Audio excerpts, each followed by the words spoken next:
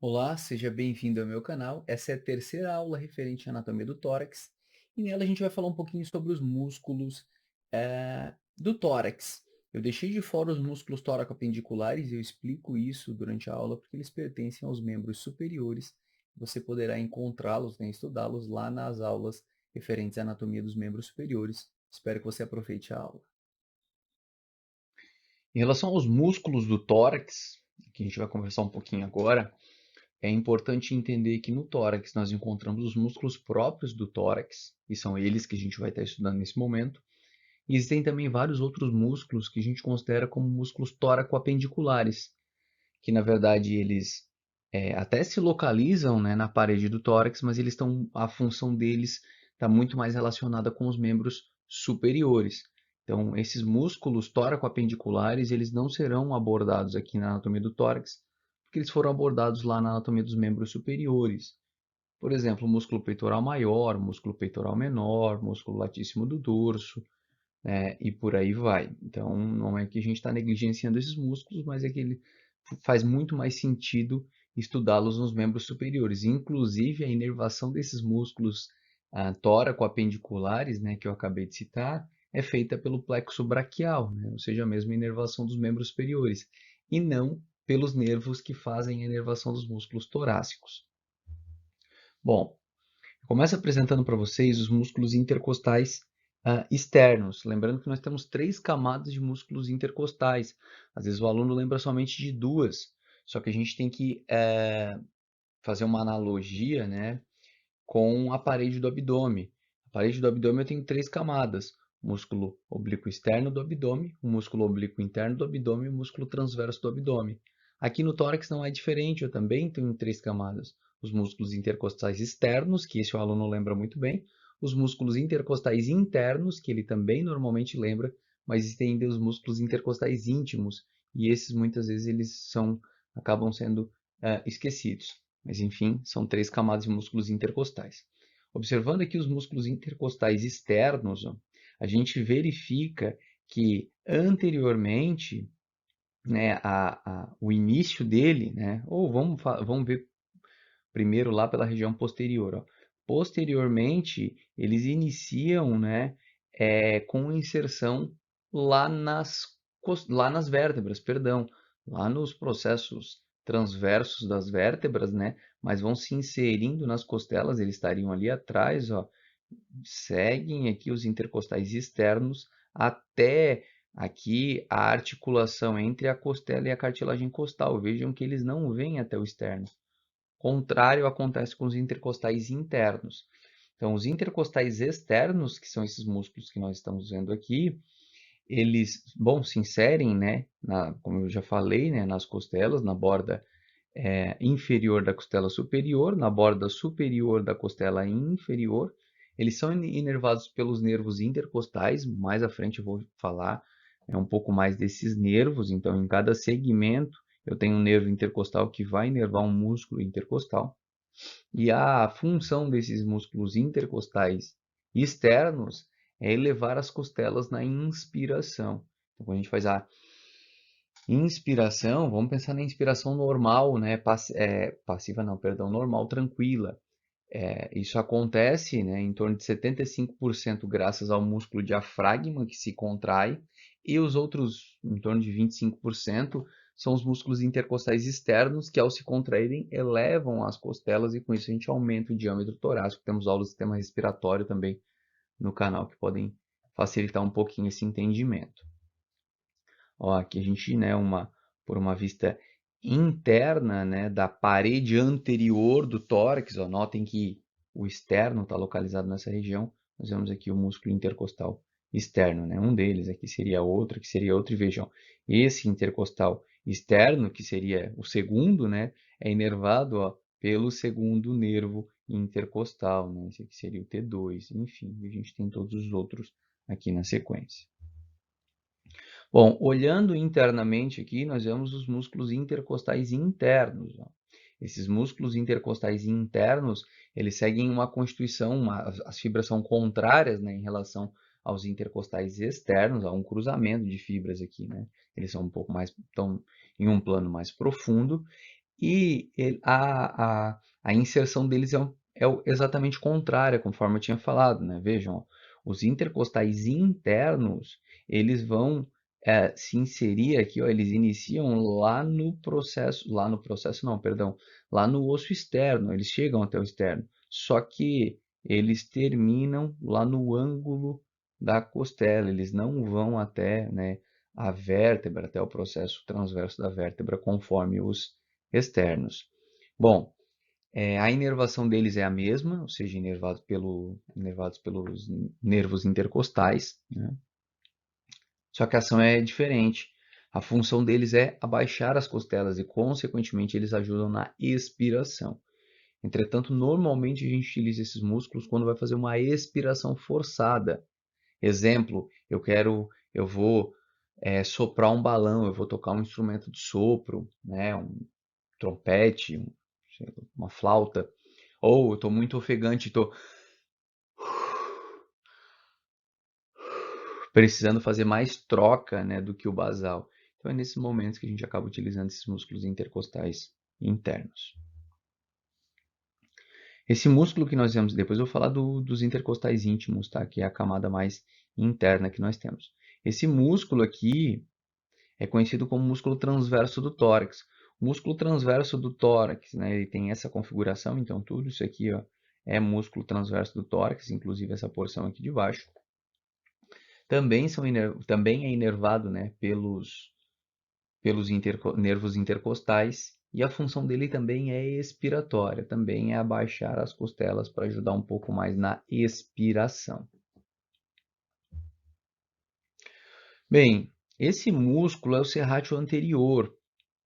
Eu nem deveria citar o serrátil anterior, porque ele também é um músculo tóraco-apendicular, né? Ele é trabalhado lá na anatomia dos membros superiores. Então, por que eu estou falando dele aqui? Porque, na verdade, ele está bem inserido na parede do tórax, né? E procedimentos que envolvem a parede lateral do tórax precisam levar em consideração o músculo serrátil anterior, incluindo a sua inervação, né? Um nervo bastante vulnerável. Então, o músculo serrátil anterior, ele é um músculo que tem uma inserção, né? A inserção posterior dele lá na borda medial da escápula e a inserção anterior dele é na face lateral das costelas. Ele se insere da primeira até a nona costela. Quem estuda a cinesiologia acaba estudando que ele tem 3 porções, realmente, mas a gente, generalizando, a gente pode dizer que ele se insere desde a primeira até a nona costela.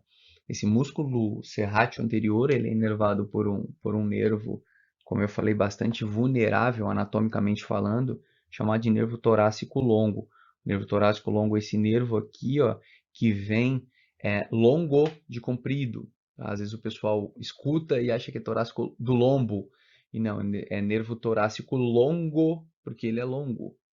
E ele vem lá do plexo braquial, de C5, C6 e C7, ou seja, né, é um músculo tóraco-apendicular, por isso inervado pelo plexo braquial. E o músculo serrátil anterior, ele vai ter algumas funções, né? Uma delas vai ser protrair a escápula, né? Jogar a escápula para frente, deixar a escápula contra o ombro não, perdão, contra a parede do tórax, contra as costelas, ele estabiliza a escápula. O paciente que tem lesão do nervo torácico longo, esse nervo que nós vemos aqui, né? Ele acaba ficando com a chamada escápula alada, né? Às vezes até em posição, né? Paciente em posição neutra, relaxado, mas principalmente quando ele vai empurrar algo para frente, empurrar uma parede, por exemplo, a escápula fica mais alada ainda. Isso gera algum, algum desconforto e algumas limitações de alguns movimentos. Além disso, o serrátil anterior ele ajuda também a fazer a rotação superior da escápula. A gente faz a abdução, eu falo bastante dele na anatomia dos membros superiores.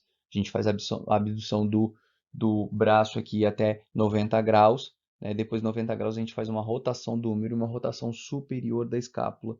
E esse serrátil anterior ele auxilia nesse processo juntamente com o músculo trapézio.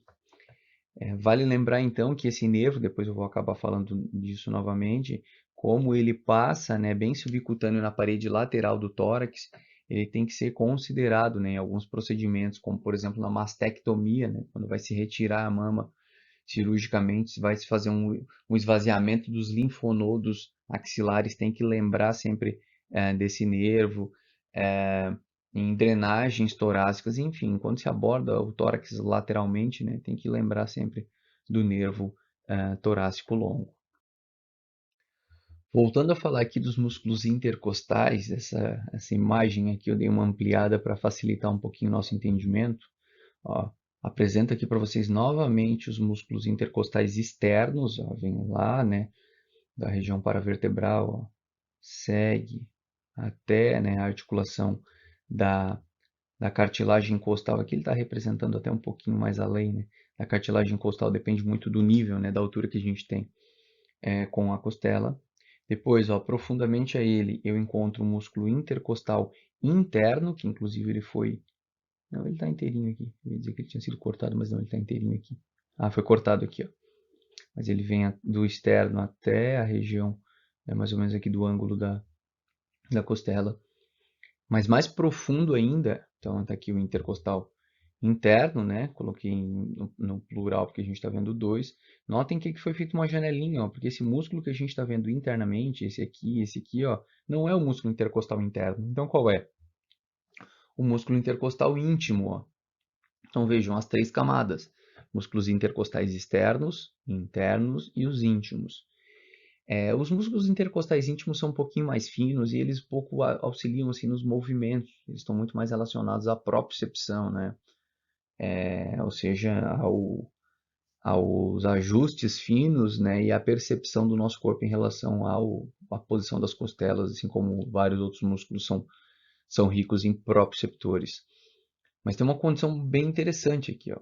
A inervação e a vascularização, né, aqui das costelas e dos músculos intercostais, ela vai estar passando entre a camada mais interna e a camada média, ou seja, entre os intercostais íntimos, conforme a gente verifica aqui, ó, e os intercostais internos, a gente vai ter a passagem aqui das artérias intercostais posteriores, né? Ó, vou mostrar aqui embaixo para ficar mais bonitinho, que a gente sabe que fica na borda inferior das costelas, né?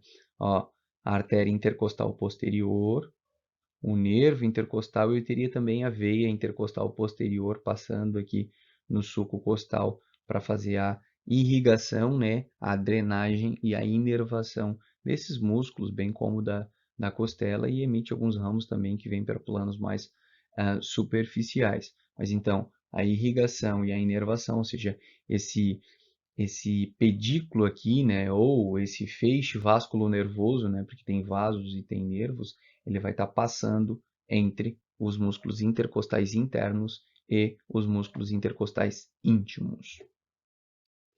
Falando agora do músculo diafragma, né, um importante músculo em forma de cúpula, né, vai fazer a transição, vai fazer a separação entre cavidade torácica e cavidade pulmonar. Além disso, é o principal músculo da nossa respiração. Ele vai ser constituído da seguinte forma: ó. O diafragma possui um centro tendíneo, né, essa parte tendinosa, e a parte dele mais periférica, né, constitui o seu ventre. Isso aqui era uma vista superior, né? Essa aqui é uma vista inferior, ou seja, aqui é como se a gente estivesse olhando do tórax para o abdômen. E aqui é como se a gente estivesse olhando do abdômen, né, para o tórax, ou seja, de baixo para cima, de inferior para superior. As inserções do músculo diafragma são várias, né? Eles se inserem nas cartilagens costais, nas costelas, né, nas vértebras, na parede posterior do abdômen como um todo. Então, ele é um músculo com várias inserções, até porque a gente tem que entender que ele forma realmente essa parede, né? Poderíamos dizer que é o assoalho do tórax e o teto da cavidade abdominal. Bem, posteriormente, né, lá na região mais dorsal, vamos dizer assim, o diafragma ele projeta dois pilares que ajudam a dar sustentação a ele e às vértebras. O pilar direito, ó, que a gente observa aqui vindo, dando um braço, né, que esse braço aqui seria o braço direito dele, ó, fazendo uma volta e voltando como um braço esquerdo e se inserindo novamente na vértebra. E eu tenho aqui o pilar esquerdo, né, que não faz essa mesma configuração. Por que que eu estou falando disso? Porque a gente sabe, né, eu acabo falando isso no sistema digestório e vou reforçar isso quando a gente falar da anatomia do abdômen, que o hiato esofágico, essa abertura aqui que serve para passagem do esôfago, né, e quando um pouco mais aberta do que deveria, quando permite a passagem do estômago, né, lá para o andar superior, a gente chama essa condição de hérnia de hiato, ela é formada então pelo braço direito e pelo braço esquerdo do pilar direito. O pilar esquerdo não participa da formação do hiato esofágico, nessa abertura para a passagem do esôfago. Um pouco mais abaixo a gente observa o hiato aórtico, que vai servir para a passagem, né, da artéria da aorta, e essa aorta ela se transforma, né, ela em aorta abdominal a partir do momento que ela passa por esse ato aórtico, né? Antes disso nós tínhamos a porção torácica, então aqui nós vemos a aorta torácica e aqui a aorta abdominal. Nós enxergamos aqui um outro forame, né, uma outra abertura que é o forame da veia cava inferior. O nome é só forame da veia cava, né, mas o que passa por ela, por esse forame, é a veia cava inferior, né, chegando no tórax e se abrindo no átrio direito.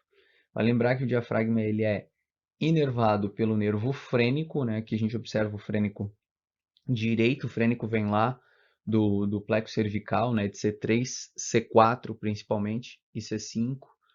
E aqui eu vejo o frênico direito inervando a hemicúpula direita e o frênico esquerdo inervando a hemicúpula esquerda, né? Vale lembrar que a lesão do nervo frênico paralisa, né, um lado, metade do diafragma, ou seja, uma hemicúpula, mas a outra continua ativa. O diafragma é altamente irrigado também, depois eu vou falar de irrigação do tórax, né? Mas a artéria torácica interna, né, a mamária, que depois a gente vai ver que vai dar 6 intercostais anteriores, vai se dividir em músculo frênico e epigástrica superior, acaba irrigando a parte superior do diafragma, né, principalmente através dessa artéria chamada de músculo frênica, e logo que a aorta vira, né, a aorta abdominal, ela emite aqui as frênicas inferiores, seus primeiros ramos que vão estar irrigando também o diafragma. Ele é um músculo bastante irrigado, até porque isso é importante para um músculo que nunca para, né? A gente está respirando a todo momento, então a todo momento eu estou contraindo o meu diafragma e relaxando